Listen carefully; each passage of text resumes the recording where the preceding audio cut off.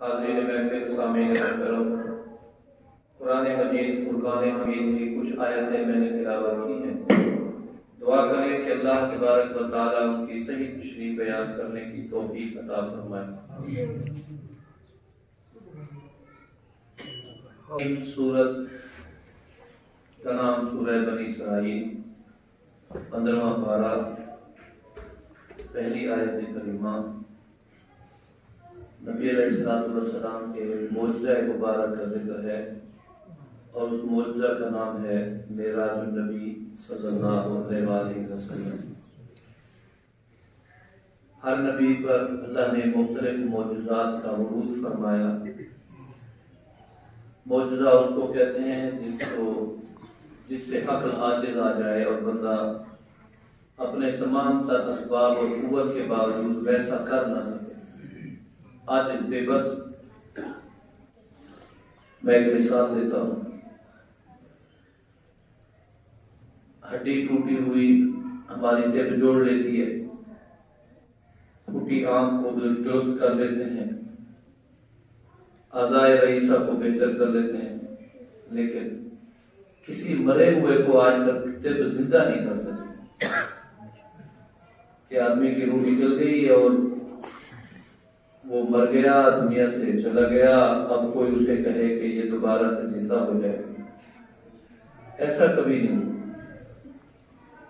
Science, laboratory, طب، doctor, ادویات، ساری سہولتیں دستیاب ہیں۔ اب ایسا ہوا تو قرآن پاک میں 3-4 موقعوں پر اس کا ذکر ہے۔ حضرت عیسیٰ علیہ السلام اللہ کے ایک نبی گزرے ہیں، اللہ رب العزت نے انہیں یہ معجزہ عطا فرمایا تھا کہ وہ مردوں کو زندہ کر لیا کرتے تھے۔ طب بڑے عروج پر تھی، یونانی طب ان دنوں میں بڑی عروج پر تھی۔ وہ طب کہتے تھے کہ ہم فلاں بیماری ٹھیک کر لیتے ہیں، فلاں بیماری ٹھیک کر لیتے ہیں، لیکن مرے ہوئے کو کون زندہ کر سکتا ہے؟ تو جب عقلیں دنگ رہ گئی، تعلیم بے بس نظر آئی، ٹیکنالوجی کمزور نظر آئی، صلاحیتیں رک گئیں، اس سے آگے جب کام ہوا تو یہ معجزہ ہے، اور اللہ یہ کام اپنے نبیوں کو عطا فرماتے ہیں۔ اب لکڑی دریا میں مارے راستہ بن جائے، آسمان سے تو نہیں، پہاڑ کی چوٹی سے ایک پتھر گرے، اتنا بڑا پتھر ہو کہ وہ ٹوٹے تو اس میں سے گابن اونٹنی نکل آئے، یہ کیسے ہو سکتا ہے؟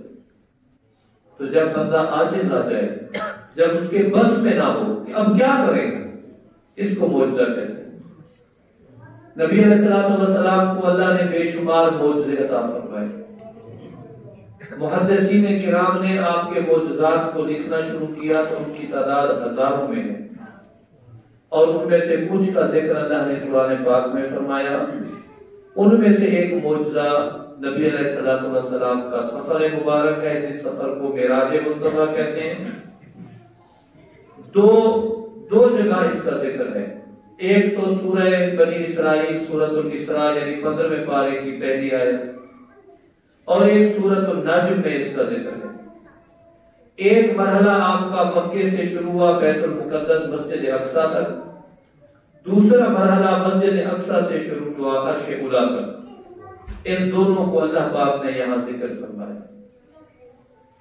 بہت سارے لوگ جو جدید تعلیم سے آراستہ ہیں اور بڑی بڑی یونیورسٹیوں میں پڑھتے پڑھاتے ہیں اور بڑا ان کا نام ہے ماشاءاللہ، وہ بھی کبھی کبھی بیچارے کہتے ہیں جی ہم معجزات ہمیں سمجھ نہیں آتے، کامن سینس کے خلاف ہے یہ بات، عقل اسے قبول نہیں کرتی، اسے عقل قبول نہیں کرتی۔ ہمارے بر صغیر میں مسلمانوں کے لیے سر سید خان کی بڑی خدمات ہیں، لیکن اس نے بھی جو تفسیر لکھی اس میں لکھ دیا اس نے کہ سائنس جتنی بڑی ترقی کر لے، کوئی مجھے جتنا سمجھانے کی کوشش کرے، میں ہر چیز سمجھنے کو تیار ہوں، نبی آسمان پر گئے، میں اس کو ماننے کو تیار نہیں۔ نعوذ باللہ من ذالک، اب اس کو کیا کریں؟ بھئی لچ اٹھا کے تو منوانا اسلام میں جائز ہی نہیں۔ ہم تو کسی بے نمازی کو لچ اٹھا کے نماز پڑھوائیں، کسی روزے نہ رکھنے والے کو لچ اٹھا کے روزہ رکھوائیں، کیسے کریں؟ دوسری بات، اگر یہ معجزہ نہیں تھا اور اسے کوئی معجزہ تسلیم نہیں کرتا، تو اللہ نے اس کا ذکر قرآن میں کیا کیوں؟ ہمیں اس کا فائدہ کیا ہے؟ نماز کا ذکر کیا، ہم نے پڑھنی ہے، روزے کا ذکر کیا، ہم نے رکھنا ہے، زکوٰۃ کا ذکر کیا، ادا کرنی ہے، جہاد کا ذکر کیا، وہ ہمیں کرنے کا حکم ہے، کچھ برائیوں کے نام لے لے کر ان کا ذکر کیا، ان سے ہم نے بچنا ہے، اس میں شراب ہے، جوا ہے، سود ہے، اور باقی کئی اور ایسے خبائث ہیں، ان سے ہمیں بچنے کی تاکید ہے۔ پھر کچھ احکامات اللہ نے بیان کیے کرنے کے لیے، کچھ احکامات بیان کیے نہ کرنے کے لیے۔ تو اللہ تعالیٰ نے اس معجزے کا ذکر قرآن میں کیوں کیا؟ اگر یہ کوئی بات ایسی نہیں تھی جس بات پر ہم نے ایمان لانا تھا، جو ہماری نجات کا ذریعہ بن سکتی تھی، جو ہمارے ایمانیات میں سے تھی، اگر اس کا تعلق ہمارے عقائد سے بھی نہیں ہے، اگر اس کا تعلق ہمارے اعمال سے بھی نہیں ہے، اگر اس کا تعلق ہمارے معاملات سے بھی نہیں ہے، تو پھر اللہ نے قرآن پاک میں ایسی شے کو ذکر کیوں کیا جس کا کوئی مقصد ہی نہیں ہے؟ اب یقین رکھیں کہ قرآن کی ہر ایک آیت، ہر ایک لفظ، ہر ایک حرف، اس کا کوئی نہ کوئی مقصد ہے، اور اللہ نے اسی لیے اسے قرآن میں محفوظ رکھا ہے۔ کسی سے عظمت خداوندی ظاہر ہوتی ہے، کسی آیت سے عظمت رسول ظاہر ہوتی ہے، کسی آیت کریمہ سے عظمت صحابہ ظاہر ہوتی ہے، کسی آیت کریمہ سے اہل بیت کی عظمت ظاہر ہوتی ہے، کسی سے مومنین کی عظمت ظاہر ہوتی ہے، پھر اسی طرح کسی سے معاندین اور کافر اور نہ ماننے والے ان کی اللہ تعالیٰ نے وہ ایسی باتیں ذکر کریں کہ وہ غضب یافتہ ہونا ظاہر ہوتے ہیں، اور قابل نفرت ان کو قرار دیا، ان سے دور رہنے کا حکم دیا۔ قرآن کی کوئی آیت لا یعنی نہیں اللہ نے بیان فرمائی۔ اگر قرآن میں اللہ نے نبی علیہ السلام کے سفر معجزہ کا ذکر فرمایا ہے اور بیداری کی حالت میں فرمایا ہے، تو یقین جانیے اس میں ہمارے لیے کوئی نہ کوئی خیر ہی ہے انشاءاللہ، اس میں ہمارے لیے خیر ہی۔ اگلی بات، پھر بعض طبقہ ایسا ہے وہ کہتے ہیں کہ نبی علیہ السلام کو معراج ہوا لیکن خواب میں ہوا، اس وجود اطہر کے ساتھ نہیں ہوا۔ جو ایک انسان کا، ایک بشر کا، ایک عبد کا وجود ہے، اس وجود کے ساتھ نبی علیہ السلام معراج پر نہیں گئے۔ یہ گوشت، یہ ہڈیاں، یہ چمڑا، یہ ریش مبارک، یہ آنکھیں، یہ کان، یہ ہاتھ اور یہ سٹرکچر انسانی، آپ اسی کے ساتھ نہیں گئے۔ اس کے لیے اس سے آپ جا نہیں سکتے تھے۔ کیوں نہیں جا سکتے تھے؟ وہ کہتے ہیں کہ سائنس کہتی ہے یہ زمین سے آسمان پر کچھ بلندی تک تو آکسیجن ہے، اس کے اوپر جائیں تو آکسیجن ختم ہو جاتی ہے، آدمی جی نہیں سکتا۔ 10 میل، 20 میل، 30 میل، 40 میل، 50 میل، اتنی بلندی تک آپ چلے جائیں، کہیں نہ کہیں آکسیجن ملے گی۔ اور تجربہ بھی بتاتا ہے پہاڑ کی چوٹیوں پہ چلے جائیں تو آکسیجن نہیں ہوتی، بندے وہاں جو ہے نا وہ جی گھبرانے کی شکایت کرتے ہیں، پھر نیچے اتر آتے ہیں۔ جی جب اوپر آکسیجن ہی نہیں ہے اور زندگی کے لیے آکسیجن ضروری ہے، تو پھر نبی کیسے گئے؟ وہ زندہ کیسے رہے اس پٹی کو جہاں آپ نے کراس کیا، جو ایسی پٹی ہے جس میں آکسیجن نہیں ہے؟ اب ان کے اس مفروضے کو تو ہمارے چاند پر جانے والے سائنسدانوں نے ثابت کر دیا کہ ہم اپنی عقل کے ساتھ جس طیارے کو بنا کر چاند پر گئے، وہ پٹی کراس کر کے ہم اگر زندہ وہاں سے واپس لوٹ سکتے ہیں، یہ ہماری طاقت اور قدرت اور تسخیر ہے۔ میرے اللہ کی قدرت تو اس سے کہیں زیادہ ہے، تو اللہ کیوں نہیں لے جا سکتا؟ بچے چپ کرو، بیٹھو، شاباش میرے بیٹے، چپ کرو۔ اگلی بات، نبی علیہ السلام آسمان پر تشریف لے گئے، جی خواب میں گئے، وجود اطہر کے ساتھ ہم نہیں مانتے۔ اچھا آپ میں سے کوئی شخص یہ کہے کہ میں نے خواب میں رات مدینہ شریف دیکھا اور میں وہاں گیا، خوشی کی بات ہے، لیکن کیا ہم کہیں گے یہ خواب جو ہے حقیقت پہ مبنی ہے، یہ واقعی اسی وجود کے ساتھ گئے؟ اگر نبی خواب کے ساتھ تو امتی مدینے ہوئے، خواب کے ساتھ امتی کعبے ہوئے، خواب کے ساتھ ہم کبھی اپنے عزیزوں کے یہاں ہوتے ہیں، خواب میں کبھی کسی سے لڑ رہے ہوتے ہیں، کبھی کسی سے ہنس رہے ہوتے ہیں، خواب میں کوئی پیسے حاصل کر رہے ہیں، کوئی پیسے ضائع کر رہے ہیں، خوابوں میں دیکھنے سے اگر خواب کا دیکھنا با کمال ہوتا تو یہ تو عظمت نبوت کے لیے کیا کمال ہے کہ آپ نے خواب میں بیت المقدس دیکھا، آپ نے خواب میں سارے نبیوں کو دیکھا، آپ نے خواب میں سب کی امامت کرائی، آپ خواب میں پہلے آسمان پر گئے، حضرت عیسیٰ سے ملے، خواب میں دوسرے آسمان پر گئے، خواب میں تیسرے آسمان پر گئے، خواب میں سدرۃ المنتہا پر گئے۔ ارے خوابوں میں تو کوئی بھی جا سکتا ہے، پھر یہ کمال نہیں رہتا اور انفراد پیغمبر نہیں پائے، نبوت کی انفرادیت نہیں رہتی اس سے۔ یاد رکھیں خوابوں میں آنا جانا وہ اوروں کے لیے ہوگا، میرا نبی اسی وجود اطہر کے ساتھ آسمانوں پہ گئے ہیں، اسی حیثیت میں گئے ہیں، وہی کرتا مبارک، وہی تہمت مبارک، وہی امامہ مبارک، وہی آپ کی نالین، اسی کے ساتھ مبارک کے ساتھ آپ گئے اور وہاں آسمانوں پر اور عرش پر ہو کر واپس آئے۔ تو عقیدہ یاد رکھیں، یہ بات عقلاً محال نہیں ہے کہ آپ معراج پر گئے یا نہیں۔ آپ کا معراج پر جانا عقلاً بھی ثابت ہے اور نقلاً تو ثابت ہے۔ نقل کہتے ہیں قرآن پاک سے جو ثابت ہو، منتقل ہو کر آئی ہو بات، رسول اللہ صلی اللہ علیہ وسلم کی احادیث مبارکہ سے ثابت ہو، منتقل ہو کر آئی ہو، تو نبی علیہ السلام کا آسمانوں کی سیر پر جانا جسے معراج کہتے ہیں، یہ قرآن و حدیث سے ثابت ہے۔ اگلی بات، نبی پاک صلی اللہ علیہ وسلم کو معراج پر بھیجا کیوں گیا؟ اس کا بھی تو کوئی مقصد ہوگا۔ دیکھیں، جب کوئی آفیسر کسی علاقے میں، اس علاقے میں آ کر اپنے ڈپارٹمنٹ کا وہ چارج سنبھالتا ہے، ریونیو میں کوئی تحصیلدار آ گیا، اسے بتایا گیا جی آپ تحصیل جامپور کے تحصیلدار ہیں اور یہ تحصیل جامپور اتنی یونینوں پر مشتمل ہے، اتنے اس کے مواضعات ہیں، اتنا اس کا رقبہ ہے، فلاں جگہ سے جائے ابتدا ہے، فلاں جگہ جائے انتہا ہے۔ کوئی ضلع لیول پر آ گیا تو اس کو ضلع سمجھاتے ہیں، کوئی صوبائی لیول پہ آ گیا اس کو صوبہ بتاتے ہیں۔ اللہ نے دنیا میں بے شمار انبیاء بھیجے، ہر نبی کو ان کا دائرہ نبوت بتایا گیا کہ یہاں سے لے کر یہاں تک کہ آپ نبی ہیں۔ مصر والے نبی کو بتایا گیا کہ آپ یہاں سے یہاں تک آپ کی نبوت کا دائرہ ہے، مدین والے پیغمبر کو بتایا گیا یہاں سے یہاں تک آپ کی نبوت کا دائرہ ہے، شام والے نبی کو بتایا گیا یہاں سے یہاں تک آپ کی نبوت کا دائرہ ہے۔ آپ نے یہاں رہ کے اللہ کے دین کو نافذ کرنا ہے اور اس کی تبلیغ کرنی ہے۔ جب رسول اللہ صلی اللہ علیہ وسلم کی باری آئی، اللہ کے نبی ارشاد فرماتے ہیں میں بی بی ام ہانی کے گھر آرام فرما تھا، سویا ہوا تھا، مجھے وہاں سے جگایا۔ بی بی ام ہانی حضرت علی رضی اللہ تعالی عنہ کی بہن ہے، انو کی بہن ہے۔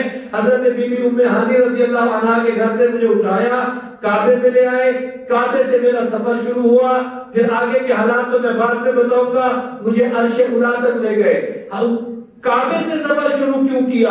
اس لیے کہ کعبہ دنیا کی جائے ابتدا ہے۔ جب پوری دنیا پیدا ہوئی تو زمین پر پانی تھا، اسی پانی کی جھاگ سے ایک جگہ کو ٹھوس کیا، اس ٹھوس جگہ سے زمین کے ابتدا ہوا اور وہ کعبہ ہے جس کا ذکر قرآن میں آتا ہے ان اول بیت وضع للناس، سب سے پہلا جو گھر بنایا گیا لوگوں کے لیے وہ مکہ تھا۔ اسی مکہ میں کعبہ بیت اللہ والی جگہ ہے، یہ جائے ابتدا ہے دنیا کی۔ اس جائے ابتدا سے لے کر عرش جو جائے انتہا ہے وہاں تک لے جایا گیا اور نبی علیہ السلام کو ان کا دائرہ نبوت بتا دیا گیا کہ اس تمام دنیا کا رب العالمین ہے اور تمام دنیا کے نبی آپ رحمت للعالمین ہیں۔ سبحان اللہ۔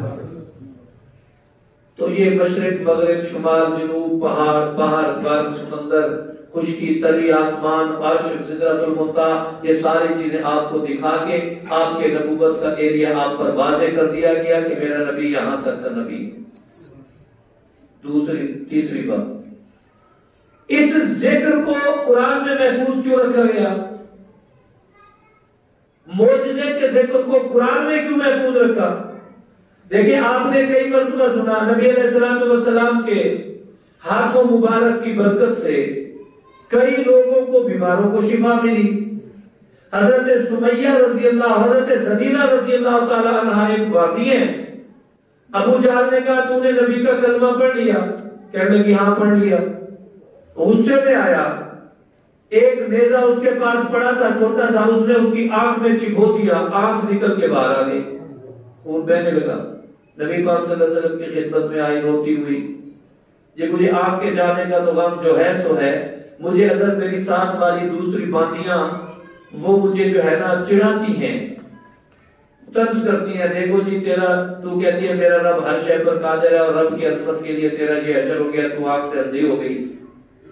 تو آپ نے فرمایا یہ کوئی بات نہیں، اپنے ہاتھ مبارک سے آپ نے اس آنکھ کی صفائی کر کے وہ نکلی ہوئی آنکھ کے اس حصے کو اندر رکھا، پوری ساخت کے ساتھ اوپر ہاتھ مبارک لگا دیا، وہ آنکھ پھر سے بینا ہو گئی۔ وہ کہتے ہیں یہ آنکھ تو تھکے تھکے جس کو نبی نے ہاتھ لگایا برکت سے کبھی تھکتی تک نہیں، چاندنا بھی کیا تیز ہو گیا۔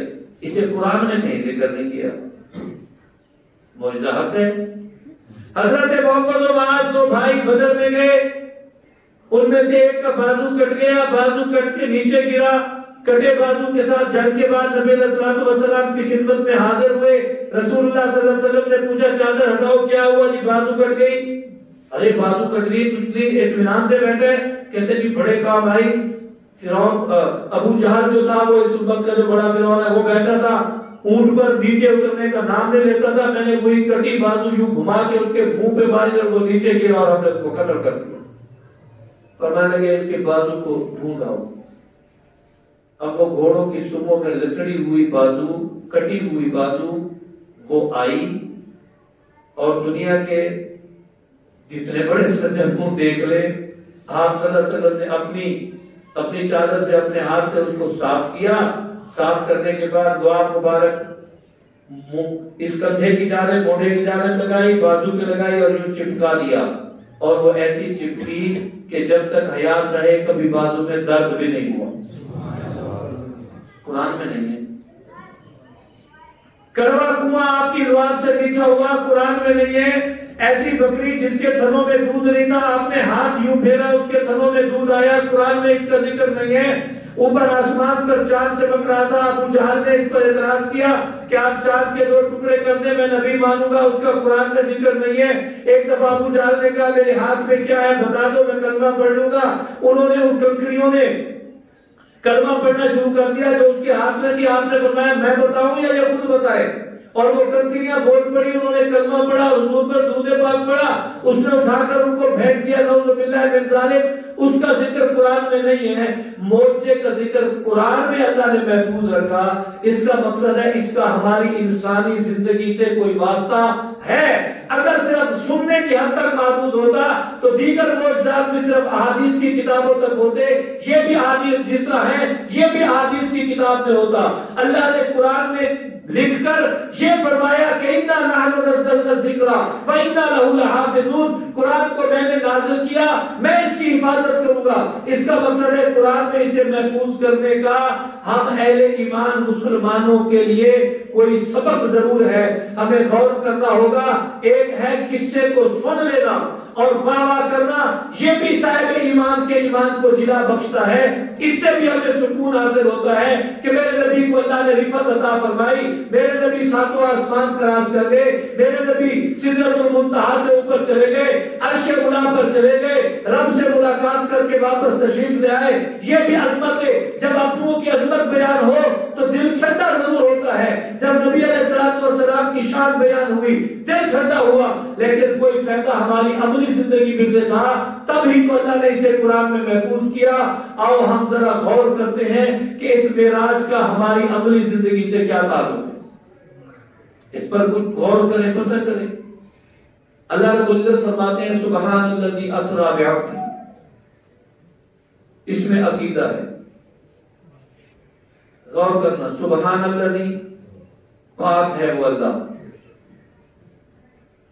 سبحان کا معنی اللہ قادر ہے، اللہ بڑی شانوں والا ہے، اللہ بڑی عزتوں والا ہے، اللہ بڑی قوتوں والا ہے، اللہ بڑی قدرتوں والا ہے۔ دیکھیں اگر یہ چھوٹا بچہ کہے کہ میں نے جناب یہ پنکھے لگوا کے دیے ہیں، تو ہم اس کو دیکھیں گے اللہ کے بندے 10 روپے تو تجھے جیب خرچی ملتی ہے اور تو دعویٰ کر رہا ہے میں نے یہ لاکھ روپے کے پنکھے لگوا کے دیے ہیں، تو یہ دعویٰ درست نہیں۔ اور اگر ہم میں سے کوئی صاحب مال عقل مند شخص یہ دعویٰ کرے کہ میں نے یہ پنکھے لگوا کے دیے تو اللہ تجھے جزائے خیر دے، ہم مان لیں گے، ہم مان لیں گے۔ کہ چھوٹا آدمی اگر کسی بڑی چیز کا دعویٰ کرے تب تو ہم کہیں کہ یہ پتہ نہیں ہو پتہ نہیں نہ ہو، لیکن جب بڑا کہے یہ کام میں نے کیا، اللہ فرما رہے ہیں اللہ اکبر، سب سے بڑا میں ہوں اور میں قادر ہوں، سبحان اللہ جی میں قادر ہوں۔ میرے نبی نے تو خود نہیں کہا کہ اللہ کی مرضی کے بغیر میں خود آسمانوں سے ہو کر آیا، قرآن کہتے ہیں سبحان اللہ جی اسرا، وہ اللہ کتنی شان والا ہے جو اپنے نبی کو لے گیا۔ تو اللہ لے جانے پر قادر ہے کہ نہیں ہے؟ اگر میرے نبی بھی فرماتے کہ میں گیا، ہم تو بطور مسلمان اسے بھی یقین کر لیتے۔ اگر نبی علیہ السلام فرماتے میں اپنی مرضی سے کیا، میرا جی چاہ رہا تھا کہ میں آسمان اول کو دیکھا ہوں، میرا جی چاہ رہا تھا میں آسمان دوم کی سیر کر رہا ہوں، میں چاہتا تھا میں ساتوں آسمانوں کو دیکھوں، میں سدرۃ المنتہا کو دیکھوں، میں عرش علا کو دیکھوں، میں رف رف کو جا کے دیکھوں، میرا جی چاہ رہا تھا میں اس آسمان پر بنے اس کعبے کو بھی تو دیکھوں جس کا فرشتے طواف کرتے ہیں بیت المعمور کو، پھر بھی ہم کہتے ہیں نبی برحق ہے۔ اور جب اللہ کہے میں اللہ لے گیا، اب کوئی کہے نبی نہیں گیا، تو جہاں اس نے عظمت نبی کم کی ہے اس نے عظمت خدا کم کرنے کا جرم بھی کیا، کیونکہ اللہ فرماتے ہیں سبحان اللہ، اللہ لے جانے پر قادر ہے اور لے جا سکتا ہے۔ دیکھیں ہم کوئی بھی سواری جب چلاتے ہیں تو اس کی دعا میں لفظ سبحان پہلے آتا ہے، سبحان اللہ جی سخر لنا ھذا، اتنا بڑا ٹرک اللہ نے میرے کنٹرول میں دے دیا جس پہ اتنا وزن لدا ہوا ہے، اتنی بڑی بس میرے کنٹرول میں دے دی اللہ جس کے اوپر 50 مسافر بیٹھے ہیں، یہ اتنی تیز رفتار کار میرے کنٹرول میں تو نے دے دی، میرا اللہ جب کی طرف فرفر بھاگتی جا رہی ہے، اللہ یہ موٹر سائیکل جو 3-4 انچ چوڑائی ٹائروں پر چل رہا ہے اور ہم اسے دوڑائے بھگائے جا رہے ہیں، تو نے اسے میری قدرت میں دے دیا۔ اللہ ہمیں یہ چیزیں دے دے تو سبحان اللہ، اور اللہ اگر اپنے نبی کو لے جائے پھر بھی تو سبحان اللہ، پھر بھی تو سبحان اللہ۔ ارے ہمیں یہ قوتیں مل جائیں، ہمارا پائلٹ اگر 400 مسافروں کو لے کر اور ٹنوں وزن کو لے کر اتنی بلندی پہ اڑ جائے اور ہم کہیں سبحان اللہ جی سخر لنا، اللہ تو کتنی قدرت والا ہے کہ تو نے ہمیں عقل دی، ہم نے یہ بنایا، اب اس کے سارے کنٹرول کو میرے قبضے میں تو نے دیا اور ہم اڑا کے اسے یہاں سے وہاں لے جا رہے ہیں، ہمیں اللہ دے دے تو سبحان اللہ، اللہ اپنے نبی کو لے جائے تو غیر سبحان اللہ کیسے؟ یہاں بھی سبحان اللہ اور کروڑوں سبحان اللہ کہ اللہ اپنے نبی کو آسمانوں پر لے گئے۔ سبحان الذی اسریٰ بعبدہ، لے جانے والا کون ہے؟ اللہ۔ تو اللہ لے جا سکتا ہے نہیں لے جا سکتا؟ میں اگلی بات کہنے لگا ہوں، اللہ اگر چاہے تو تمہیں بھی لے جا سکتا ہے، لے جا سکتا ہے نا، وہ بے نیاز ہے، اس کے لیے کوئی رکاوٹ تو نہیں ہے، اللہ تو قادر ہے، لیکن اللہ ہر ایک کے ظرف، اس کے منصب، اس کی شان، اس کی شوکت، اس کے مرتبے، اس کے ایمان کامل، اس کے عمل صالح کے مطابق لے جاتا ہے۔ جتنا جس میں اللہ عزتوں کو دیکھتا ہے، تقویٰ کو دیکھتا ہے، پرہیزگاری کو دیکھتا ہے، رفت کو دیکھتا ہے، اللہ اسے اتنا اونچا لے جاتا ہے، اتنی شان والا بنا دیتا ہے۔ حدیث پاک میں آتا ہے کہ جب بندہ دنیا میں ایسا عمل کرے جس سے اللہ اس سے راضی ہو جائے، اللہ ہمیں بھی نصیب فرمائے وہ عمل، اللہ اس سے جب راضی ہو جاتے ہیں، خوش ہو جاتے ہیں، تو اللہ عرش پر آواز دیتے ہیں میں اپنے فلاں بندے سے خوش ہو گیا۔ کیا نام آپ کا؟ شعیب اچھے کام کرتا ہے، میں نے اسے مذاق میں کہہ رکھا ہے پاکنامنی نیب خطیب، کیونکہ یہ جو ہے اتنے وجود کا ہے کہ اس کا سجدہ ممبر کے پاس ہو جاتا ہے، باقیوں کا ہوتا نہیں۔ اللہ اسے جزائے خیر دے، بڑی محبت کرتا ہے میرے ساتھ۔ میں کہتا ہوں شعیب نے بہت اچھا کام کیا، اللہ تعالیٰ آسمان پر بیٹھ کر فرشتوں سے کہتا ہے میں اس شعیب سے راضی ہو گیا اور اس پہ خوش ہوں، اے فرشتوں تم بھی اس کے لیے دعا کرو اور خوش ہو جاؤ۔ حدیث پاک میں آتا ہے ملائے اعلیٰ کے جو فرشتے اوپر والے 4 ہیں، حضیرت القدس میں رہنے والے، وہ فرشتے اللہ کے حکم پر اس کے لیے دعا گو ہو جاتے ہیں اور خوش ہو جاتے ہیں۔ اللہ جناب جبریل کو حکم دیتا ہے جبریل میں فلاں بندے سے خوش ہوں، جبریل اعلان کرتا ہے 7ویں آسمان کے فرشتوں کو، 7ویں آسمان کے فرشتے اللہ زمین پر بسنے والے فلاں بندے سے خوش ہو گیا، تم بھی خوش ہو جاؤ۔ فرشتے کہتے ہیں ہم بھی خوش ہیں اس پہ، جس سے اللہ راضی ہم بھی راضی۔ پھر وہ چھٹے آسمان پہ آ کے آواز دیتا ہے، چھٹے آسمان کے فرشتوں تمہیں پتہ ہے اس وقت اللہ دنیا میں کس بندے پر راضی ہیں؟ فلاں بندے پر راضی ہو گئے اس کے فلاں عمل کی وجہ سے۔ تو چھٹے آسمان کے فرشتے بھی اپنی رضا خدا بندی کے ساتھ اپنی رضا ملا دیتے ہیں۔ پھر پانچواں، پھر چوتھا، پھر تیسرا، پھر وہ عذاب، پھر وہ اعلان دنیا میں ہوتا ہے کہ دنیا کے فرشتوں اللہ اس وقت اپنے فلاں بندے پر راضی ہے، خوش ہے اس بندے سے۔ بندے فرشتے اس سے خوش ہو جاتے ہیں، پھر اللہ اس خوشی اور رضا کو زمین پر بکھیرتے ہیں، اور ہر اس دل میں اس بندے کی تعظیم آ جاتی ہے جس کا دل صاف ہو اور اللہ کی رحمت کو حاصل کرنے کی جگہ ہو۔ ہر قلب اور دماغ میں اللہ کی رحمت نازل نہیں ہوتی، یہ بھی قرآن سے ثابت ہے۔ بعض اوقات آدمی اتنی خطائیں کرتا ہے، احاطت بہ خطیئتہ، اس کے دل کے چاروں طرف اس کی خطائیں اس کو گھیر لیتی ہیں۔ جب وہ خطائیں گھیر لیتی ہیں اس احاطے میں وہ پھنس جاتا ہے، اب وہاں اسے اچھی چیزیں، خیر والی چیزیں کڑوی لگنا شروع ہو جاتی ہیں، بری چیزیں مزیدار لگنا شروع ہو جاتی ہیں۔ جس طرح کہتے ہیں بعض منچلے کہتے ہیں گڑ تو سارے میٹھے ہوتے ہیں، چوری کا گڑ زیادہ میٹھا ہوتا ہے۔ سبحان اللہ۔ تو جس طرح وہ ایسا کرتے ہیں، اللہ پاک اپنی رحمت بھیجتا ہے اور اس بندے کی تعظیم اپنے اس ماحول کے لوگوں میں پیدا کر دیتا ہے۔ بہت سارے لوگ اسے دیکھ کے البت کھڑے ہو جاتے ہیں، احترام تکتے رہتے ہیں، دعا کے لیے درخواست کرتے ہیں۔ کیوں؟ وہ اللہ کی خوشی جو فرشتوں کے ذریعے بندوں میں تقسیم ہوئی، اللہ نے اس بندے کی عزت اس میں دل میں ڈال دی۔ اور بہت سارے لوگ ایسے ہوتے ہیں جو اس کی خوبیوں کے باوجود اس کے نقائص ڈھونڈتے ہیں اور اسے پریشان کرتے ہیں۔ یاد رکھیں اللہ والوں سے وہی خوش ہوتے ہیں اللہ جن کے دل میں بات ڈالتا ہے اور وہ خوشی محسوس کرتے ہیں۔ جس طرح مریض میٹھی چیز کو کڑوا سمجھتا ہے، روسیا قسم کے لوگ، نافرمان قسم کے لوگ، اللہ کے حکموں کو پیٹھ پیچھے پھینکنے والے لوگ نہ اللہ کی رضا سے راضی ہوتے ہیں، نہ اللہ کی ناراضگی سے ناراض ہوتے ہیں، نہ انہیں برائی لگتی ہے، نہ انہیں محرمات سے کوئی اکتاہٹ ہوتی ہے۔ اللہ کے کاموں کو ماننے کا ملکہ، سلیقہ، شوق، جذبہ یہ اللہ والوں کو نصیب ہوتا ہے۔ دعا کرے اللہ ہمیں بھی اللہ تعالیٰ اپنے نیک بندوں میں شمار فرما دے۔ میرے اللہ ہم سے بھی خوش ہو جا۔ ہم ہیں تو کمزور ہیں، کیا کریں؟ ہم کمزور ہیں۔ حضرت حنظلہ رضی اللہ تعالیٰ عنہ ایک صحابی ہے، حضرت ابو بکر رضی اللہ تعالیٰ عنہ کو ملے اور وہ گلی میں ایک آواز لگاتے پھر رہے تھے، نافقہ حنظلہ، نافقہ حنظلہ۔ حنظلہ تو نعوذ باللہ منافق ہو گئے۔ حضرت ابو بکر رضی اللہ تعالیٰ نے پکڑا، اللہ کے بندے کیا کہہ رہا ہے تو؟ کھرا سچا پکا مسلمان، نبی پاک صلی اللہ علیہ وسلم کا سچا وفادار صحابی امتی، اور تو کہہ رہا ہے کہ منافق ہو گئے۔ اس کو پکڑ کے نبی پاک صلی اللہ علیہ وسلم کی خدمت میں لے آئے۔ اللہ کے نبی یہ پوچھو حنظلہ کیا کہہ رہا ہے؟ آپ صلی اللہ علیہ وسلم نے پوچھا حضرت نے یہ کیا کہا؟ کہنے لگا جی میں نے یہ جملہ کہا۔ آپ نے فرمایا کیوں کہا؟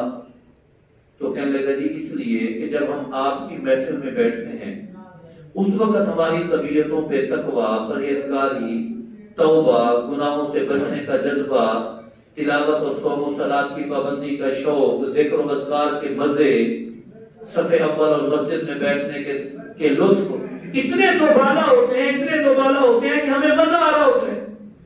اور جب ہم یہاں سے اٹھ کے باہر بازاروں میں، گلی میں، بیوی بچوں میں، دوستوں میں، اپنے دیگر لوگوں کے پاس جاتے ہیں تو ہمارے لیے پھر بڑے مسائل پیدا ہو جاتے ہیں۔